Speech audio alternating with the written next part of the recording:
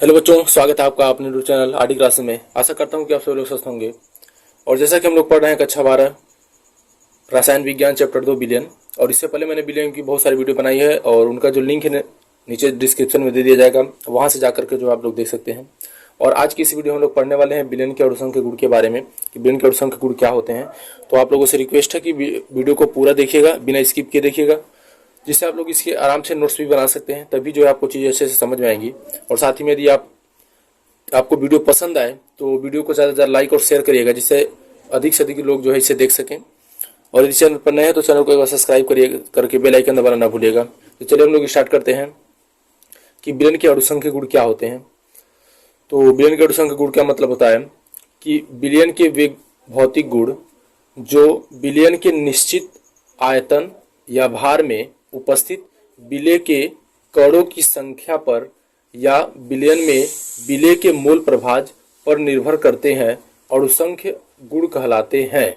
ठीक है, यानी कि अणुसंख्य गुण का मतलब हो गया कि किसी भी बिलियन के वे भौतिक गुण, ऐसे गुण जो उसके बिलियन के जो निश्चित आयतन है या जो भार है, ठीक है, बिलियन के एक निश्चित आयतन या भार में जितने भी विलेय के कणों की संख्या होती है या विलेय का जो मोल प्रभाज होता है, इसके ऊपर निर्भर करते हैं, उसे हम लोग कहते हैं अणुसंख्य गुण।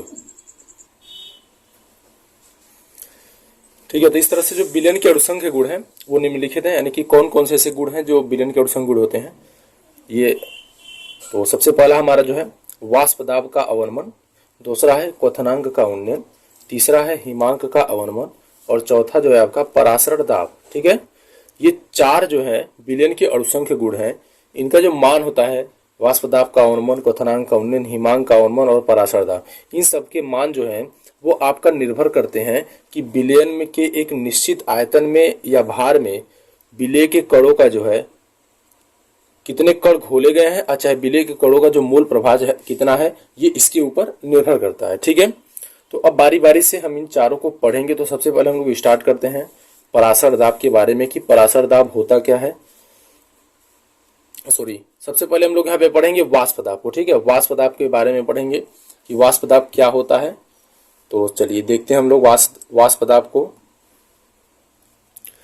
तो देखिए वाष्प दाब क्या होता है दोस्तों, कि जब किसी शुद्ध विलायक को गर्म करते हैं तो विलायक अपने क्वथनांक पर वाष्प में बदलने लगता है। यदि इसे एक बंद बर्तन में बंद कर दिया जाए तो वाष्प एकत्रित होने लगते हैं, जो पुनः द्रव की सतह पर दाब डालती है और इसे P0 से व्यक्त करते हैं, यानी इसी को हम लोग कहते हैं वाष्प दाब। ठीक है, इसे वाष्प दाब कहा जाता है। यानी वाष्प दाब का मतलब क्या होता है कि जैसे कि आपने देखा होगा कि जब किसी भी चीज़ को, जैसे पानी है, पानी को जब गर्म किया जाता है तो पानी को गर्म करने पे यदि आपको बर्तन को पूरी तरह से बंद कर देते हैं तो पानी की जो भाप है वो बर्तन की सतह पे जो है एक दाब, ऊपर जिस ढक्कन से बंद करेंगे उस ढक्कन पे एक प्रेशर लगाती है, दाब लगाती है। तो इस दाब को ही हम लोग बोलते हैं वाष्प दाब। ठीक है, तो वही यहाँ पे बता रहा है कि जब कोई भी शुद्ध विलायक है उसे गर्म किया जाता है, उसके क्वथनांक में जब गर्म करते हैं, मतलब क्वथनांक माने जब वो वाष्प में परिवर्तित होने लगता है, द्रव से वाष्प में बदलने लगता है, तो अब उसे एक हम लोग क्या करते हैं, अगर उस एक बंद बर्तन में डाल देते हैं तो बंद बर्तन में डाल देने की वजह से क्या, तो उसकी वाष्प जो है एकत्रित होने लगती है। ठीक है, वाष्प बाहर ना निकल पाए, पूरी तरह से एकत्रित होने लगे तो वाष्प जो है फिर से जो द्रव की सतह होगी उस सतह पे एक दाब डालेगी और इसी को हम लोग कहते हैं वाष्प दाब और इसे P0 से व्यक्त करते हैं। शुद्ध विलायक का जो वाष्प दाब होता है उसे P0 से व्यक्त करते हैं। जैसे ये हमारा है, ये शुद्ध विलायक, ये एक शुद्ध विलायक है, जब इसको हम गर्म करेंगे तो इसके जो कण है वो वाष्प के रूप में ऊपर निकलना शुरू, अगर इसको बंद कर दिया जाएगा तो ये जो कण है वो इस पे एक प्रेशर लगाएंगे, प्रेशर लगा करके जो है बाहर की तरफ निकलना शुरू करेंगे, तो इसी को हम लोग बोलते हैं वाष्प दाब।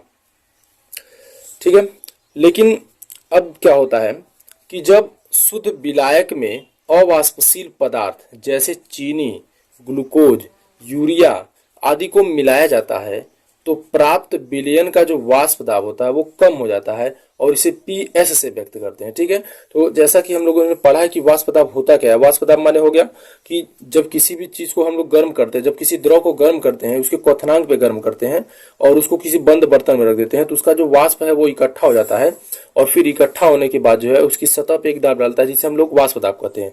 तो जब शुद्ध विलायक होता है, जैसे अगर शुद्ध जल है तो शुद्ध जल का जो क्वथनांक होता है वो 100 डिग्री सेल्सियस होता है। ठीक है, 100 डिग्री सेल्सियस पे जो है वो द्रव से वाष्प में बदलने शुरू कर देगा, तो वहां पे वो अपना जो है प्रेशर लगाना शुरू कर देगा। ठीक है, लेकिन अगर उसमें कोई अवाष्पशील चीज मिला देते हैं, जैसे कि ये वाला विलयन, जिसे हम लोग विलयन भी कहेंगे, जैसे इसमें मान लेते हैं कि यहाँ पे चीनी, ग्लूकोज या इसमें यूरिया डाल दिया जाता है, तो इसके जो ऊपर वाला भाग होगा, ठीक है, जो विलयन का सबसे ऊपरी परत होगी, उसमें दोनों के कण आ जाएंगे।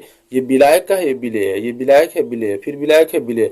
तो इस तरह से ऊपर का जो कण होंगे जो वाष्प में कन्वर्ट हो रहे हैं, तो वाष्प में कन्वर्ट होने वाले कणों की संख्या जो है कम हो जाएगी। देखिए जैसे कि यहाँ पे कम हो गया और यहाँ पे क्या है, देखिए पूरा अधिक है, क्योंकि यहाँ पे सभी के सभी विलायक के ही ऊपर कटते हैं। तो इस कारण क्या होगा, जब यहाँ पे कणों की संख्या कम हो जाएगी जो वाष्प में बदल रहा है, तो इनका जो प्रेशर है इसके सतह पे वो भी कम हो जाएगा, यानी कि वाष्प दाब क्या हो जाएगा, घट जाएगा। यानी कह सकते हैं कि जो शुद्ध विलायक होता है उसका वाष्प दाब अधिक होता है, लेकिन जब शुद्ध विलायक में कोई अवाष्पशील चीज मिला दिया जाता है तो उसका जो वाष्प दाब होता है वो क्या हो जाता है, घट जाता है। ठीक है, तो शुद्ध विलायक का यदि हम लोग वाष्प दाब P0 से दिखाते हैं और विलयन के वाष्प दाब को हम लोग PS से दिखाते हैं, तो P0 का जो मान होगा वो PS से बड़ा होगा और इन दोनों में जो अंतर हो रहा है P0 माइनस PS जिसे हम कहेंगे, उसी को हम लोग कहते हैं वाष्प दाब का अवनमन। ये हमारा जो है पहला अणुसंख्य गुण है। ठीक है, सबसे पहला अणुसंख्य गुण है वाष्प दाब का अवनमन। और वाष्प दाब का अवनमन क्या होता है, उसकी परिभाषा यहाँ पे दी गई, देखिए, शुद्ध विलायक का वाष्प दाब तथा विलयन के वाष्प दाब का अंतर वाष्प दाब का अवनमन कहलाता है। यानी कि जो शुद्ध विलायक का वाष्प दाब होता है और उसमें कोई अवाष्पशील चीज मिला देते हैं, तो विलयन जो प्राप्त होता है उसका जो वाष्प दाब होता है उसके अंतर को हम लोग कहते हैं वाष्प दाब का अवनमन। ठीक है, चलिए तो फिर आगे बढ़ते हैं हम लोग।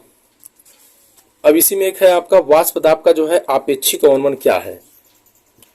वाष्प दाब का आपेक्षिक अवनमन, तो बच्चों जो वाष्प दाब का अवनमन P0 माइनस PS जो होता है तथा शुद्ध विलायक का वाष्प दाब जिसे हम लोग P0 से दिखाते हैं के अनुपात को वाष्प दाब का आपेक्षिक अवनमन कहते हैं। यानी शुद्ध विलायक के वाष्प दाब और वाष्प दाब का अवनमन और जो शुद्ध विलायक के वाष्प दाब है उसके अनुपात को हम लोग कहते हैं वाष्प दाब का आपेक्षिक अवनमन। यानी कि वाष्प दाब का आपेक्षिक अवनमन बराबर होगा P0 माइनस PS बटे P0। ठीक है, इसको आप लिख सकते हैं। और इसी से संबंधित जो है राउल्ट ने एक नियम दिया है वाष्प दाब से संबंधित, वाष्प दाब के आपेक्षिक अवनमन से संबंधित राउल्ट का नियम है।